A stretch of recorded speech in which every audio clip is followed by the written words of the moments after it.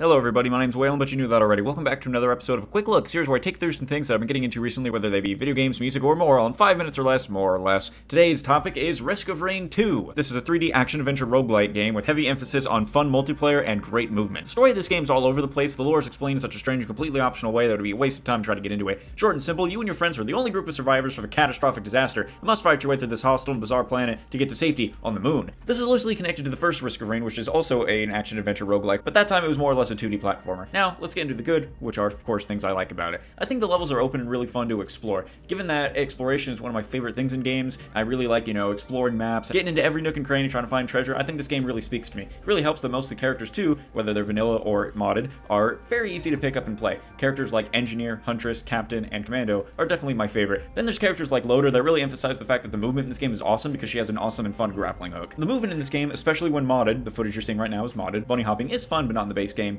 really helps to emphasize that the maps are tightly designed and just big enough that you don't get tired of exploring them. Fun action and fun movement really help to complement these things. Because I like exploring so much, running around these fun maps looking for treasure and enemies to fight is really great. The way you upgrade in this game is you buy items, kill enemies, get money, buy more items. It's a fun and constant gameplay loop that I think really works to this game's favor as a roguelike, which is great because I actually do not like playing roguelikes, but I was suckered into this game thanks to my friends and I don't regret it. This is a roguelike that I can actually get into and is mostly fun, which is completely justified when you really get that god run. It's just a complete and total power trip. There's particles all over the screen. You know that you are doing well when the game is actually slowing down. It's so well optimized. By the way, the music in this game is godly. Just listen to it!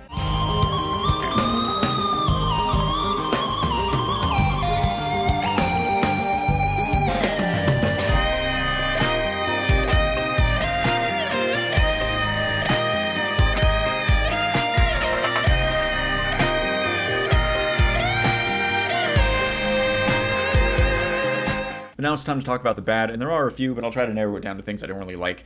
While I did just compliment the fact that the levels are open and fun to explore, that's also to the game's detriment. If you're playing solo, which I don't recommend, this game is much more fun with friends, you'll notice that a lot of the time is spent just running around looking for stuff to do. Because this is a roguelike and a lot of the elements are randomly generated, enemies sometimes just won't spawn, so you won't have any treasure to buy any items. Treasure capsules can also be spread too thin and far between, meaning you won't get any money to buy items, you won't get the chance to buy items, and you won't get the chance to fight any enemies to earn money to buy items. This all, of course, ties into the roguelike elements. Things, of course, will be spread all over the map, so it's up to you to have to find them, but there's also things like the Shrine of Chances, which can completely just screw you over and not give you anything, which is a waste of money. So you have to earn or buy a chance to buy chance, get an ungreat item. Items in this game have rarities, but more often than not, you'll end up getting the more common items. Speaking of items and upgrades, certain characters are just too reliant on upgrades to be worthwhile early game. Characters like Engineer, pretty worthless until you get movement upgrades and bustling funguses. Speaking of late game, you know that awesome feeling you get when you're on your perfect run, you're dominating enemies left and right, and then suddenly, boom, you're killed with no idea as to how it even happened? Yeah, that's because later on, certain enemies in the game can just kill you no matter your health or your shield or your abilities, so that's really not fun. It doesn't make me feel powerful when I know, oh, I can just get sniped or swatted at from any point in the map, and I can just die,